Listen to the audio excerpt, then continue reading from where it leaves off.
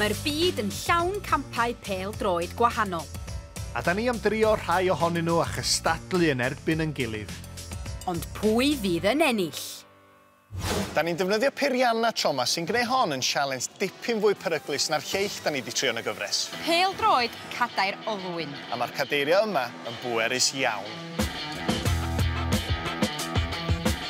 Mae'r gamp yn cael ei chwarae ar gwrt pêl-fasged arferol. Efo 4 chwaraewr bob ochr. 10 km/h ydy'r cyflyma mae'r chwaraewyr yn gallu sprintio yn y gadair, a mae hynny'n gyflym iawn ar gwrt mor fach.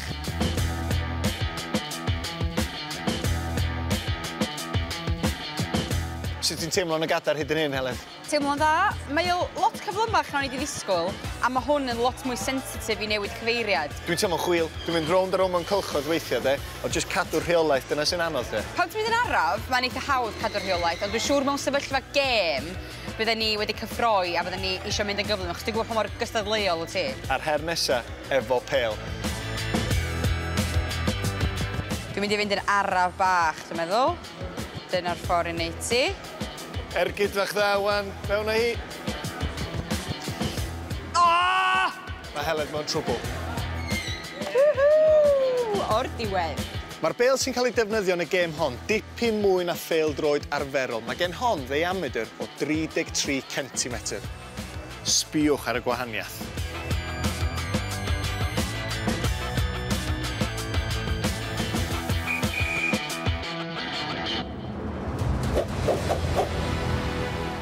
Mae'r awr fawr wedi cyrraedd, amser am y gêm, yr holl ymarfer wedi dod i ben. Dwi bach yn nerfus i ddweud gwir. Dwi'n meddwl bod fi'n barod. Di Heledd ddim. Dwi jyst yn gobeithio allai daro'r bêl na'n eitha calad. Dwi wedi synnu pa mor anodd ydy defnyddio'r gadair, achos mae unrhyw gyffyrddiad yn mynd â chi mor gyflym.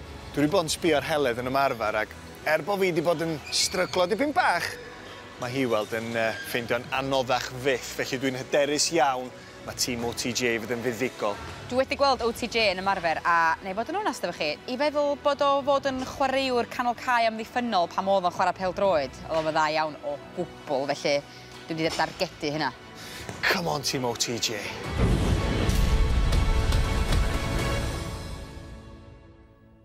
Ffwrdd ni efo tîm All-Stars Cheltenham. Tîm fi newydd sgorio. Nice, lads. Go on, lad. Lle ti'n mynd, Owain?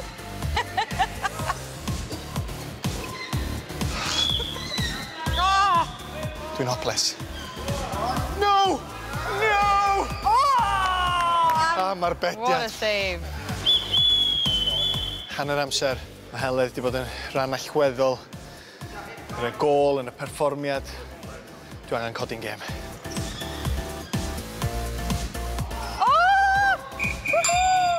Unluckies, boys. Mae'na dal digon amser. Neis, Owain. Oh, no! No! Oh, no! Nes i bannu kill lan.